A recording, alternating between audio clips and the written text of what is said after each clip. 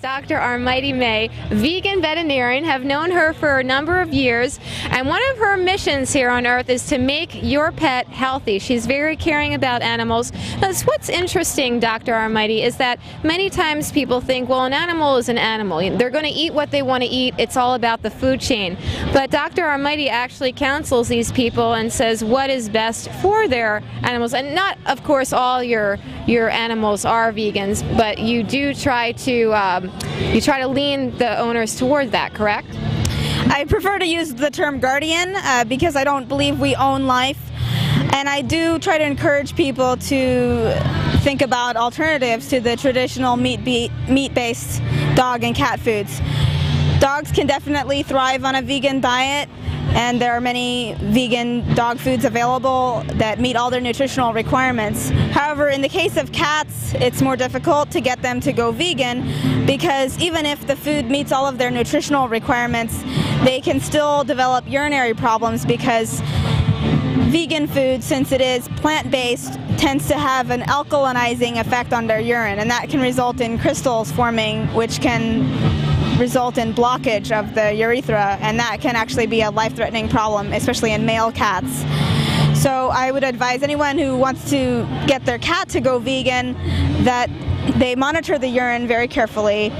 About a couple of weeks after starting the cat on a vegan diet, the urine should be checked, and if there's any sign of crystals or abnormal alkaline pH, appropriate intervention with acidifiers or possibly switching to some meat in the diet should be done at that point. If not, it can result in urethral obstruction or blockage, and in some cases a very extensive surgery if there are repeated blockage.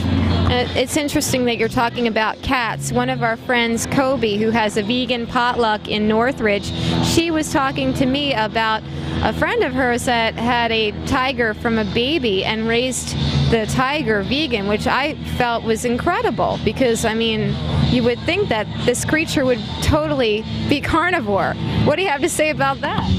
Well, it's a really interesting story, and maybe that's an exception to the rule. I also read a story years ago about a vegetarian lioness who refused to eat any meat, which is of course very atypical for a lion who is a natural carnivore. And I definitely know of many cases of cats who have been successful on a vegan diet, but it's something that needs to be pursued with caution because there is a potential for damage and health jeopardy. Now, as far as purchasing foods that are vegan, where do you suggest going? Because a lot of times pet stores, they have a huge question mark on their face if you go in and ask for vegan pet food.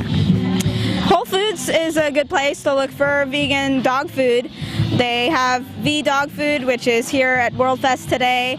You can also order a number of vegan dog foods from online sources such as Evolution, which you can get from petfoodshop.com. V-Dog Food can be ordered from v-dogfood.com. And there are a number of other companies that also have non-vegetarian food they sell in conjunction with a vegetarian formula, such as Natural Balance and PetGuard. As far as cats go, there are two main companies that provide a vegan cat food. One is Harbingers of a New Age, and they have a website, Veggie Cats, I believe, or veggiepets.info, something like that. And then Evolution, of course, also has a vegan cat food, petfoodshop.com. But I want to stress the importance of being vigilant with monitoring the urine if someone does try to get their cat to go vegan, because it's a potential to have a real problem happen if that isn't closely monitored. So if someone doesn't want to go through that, then they probably shouldn't have a cat, or should just feed their cat the regular meat food. Is there a particular type of food that would be sort of a substitute for meat, because due to this problem with the urine? Again, the reason for the urine to become more alkaline is the fact that plant-based foods are more alkalizing than animal-based foods. There are certain plant foods that are more on the acidic side than others, but still there is that underlying difference, which is the reason for the problem. And not all cats are affected by it, but there's a certain percentage, maybe 10 to 15% of cats that are put on a vegan diet who will have a problem. There are urinary acidifiers that can be started when there is a problem, but some of them are not that effective, and some of them are not to be used on a long-term basis. So it's really something that has to be done in consultation with a veterinarian. Okay, well, I'm allergic to cats, so I won't be experiencing this problem, but I like your tent set up. You have some literature, some different products you're selling. What are you selling over there? I'm not selling anything. I have free vegan outreach literature, free vegan dog treats, and some books for people to look at just to get better informed. And I have my brochures and business cards. I'm smiling because I was a little curious, and I had like a little grain of one of the biscuits. It was very plain tasting, and yeah, it's for humans too, right? Sort of.